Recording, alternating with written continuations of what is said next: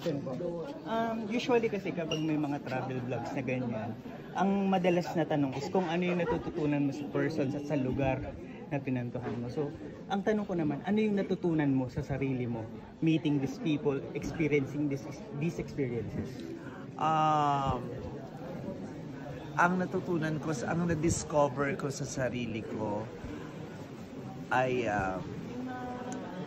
madami. Sabi ko nga, hindi ang pangit kasi kung sa akin nanggagaling. Pero ang naramdaman ko talaga, sincerely, sabi ko, mabuting tao pa rin pala ako. Kasi mahalaga yun na ma-realize mo sa sarili mo na hindi ka masamang tao. Mabuting tao ka dahil nakakaramdam ka ng compassion sa kapwa, nakakaramdam ka ng empathy sa kapwa, at grounded ka pa rin na nararamdaman mo yung nararamdaman nila kahit hindi na kayo nasa iisa o parehong sitwasyon. Okay. Follow-up question. Without spoiling anything dun sa second season, may experience ka ba na, syempre, nabago mo yung buhay ng karamihan sa kanila na pakiramdam mo yung buhay mo yung nabago dahil sa mga nakita mo rin nakasalan mo? Oo, sabi ko nga kung inaakala ng maraming makakapanood na may mga naibigay ako dun sa mga nakasalamuha ko, hindi nila alam o hindi nila namalayan nung mga nabigyan ko na may ibinigay sila sa akin at umuwi ako may bit-bit mula sa kanila. Thank you very much. Meme, pwede mo pong sagutin o hindi. Kapag po ba nagta-travel kayo, may mga na-encounter din kayong marites? And ano po yung masasabi niyo sa kanila? Madami, kahit saan ako magpunta may marites. Lalo na ngayon, kahit saan ka magpunta, lahat ng tao may telepono at may video, may camera. Kaya ang hirap-hirap gumalaw. Kasi kahit anong igalaw mo, kahit hindi nila nauunawaan, meron silang sariling interpretasyon sa nakikita nila dahil sa nakukuhanan nila ng video o sa hawak nilang telepono. Ang daming, kahit hindi nila alam mo, tinatanggap na marites sila. The mere fact na sinusubaybayan nila lahat ng kinikilos mo at pinag-uusapan nila, nakakamarites yun. Ano pong message niya sa kanila? Saan? Sa mga marites? Wala. Wak, wak, wak, wak, wak, wak, wak. Hindi na mabibigay ko sa inyo. Thank you po. Thank you. My first question is, paano nyo na-conceptualize, nabuo itong show nitong ganda?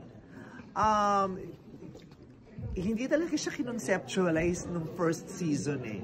Isa siyang malaking trip na nagulat kami ang ganda nung kinalabasan. Sobrang malalim pala yung nagawa namin. Meron palang malalim na kahihinatnan yung isang rampang akala namin ay pangkaraniwan lang. Ang ganda nung kinalabasan ng season 1, very meaningful. Malaking bagay para sa amin at feeling namin malaking bagay sa lahat ng mga taong na kasalubong namin sa kalsada. Kaya sabi namin, ulitin natin kasi maganda talaga. Ito yung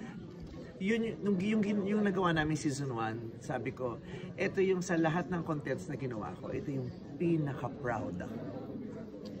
Bali sa season 1 at sa season 2, ano yung mga favorite na places na pinantahan?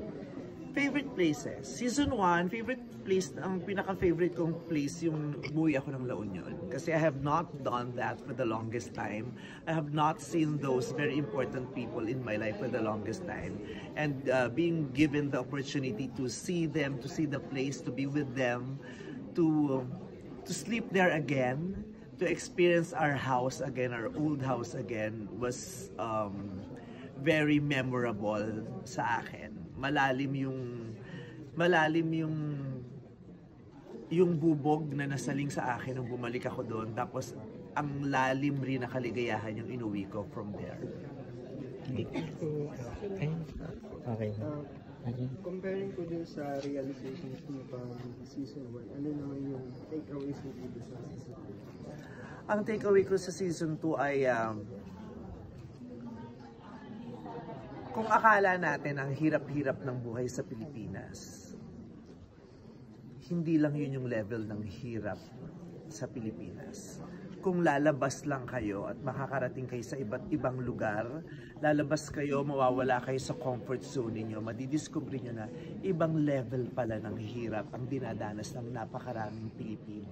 Ikagugulat niyo, ikadudurog ng mga puso ninyo at mapapadasal ka na lang talaga na yung parang kakabahan ka sa future But at the same time, ipagdadasal mo na na hindi mawala yung pag-asa sa puso ng napakaraming Pilipino. Kasi yun talaga yung nakadurog ng puso ko. Nung lumabas ako at kung saan kami nakapunta, nakita ko yung totoong sitwasyon ng kahirapan ng napakaraming Pilipino, nakakadurog ng puso.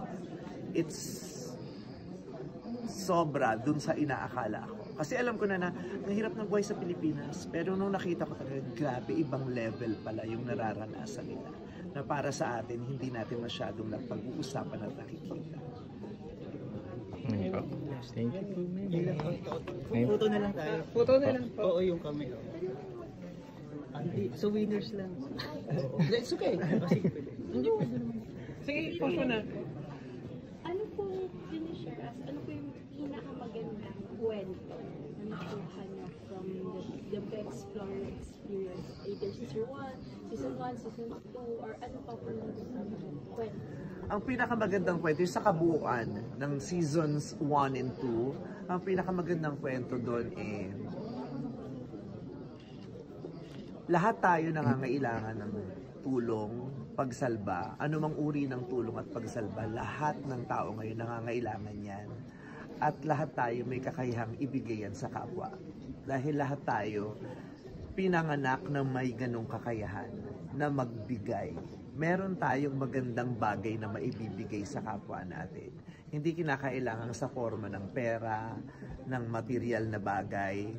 Meron kang maibibigay sa kapwa. Yung simpleng ngiti, malaking bagay, malayo ang nararating yon.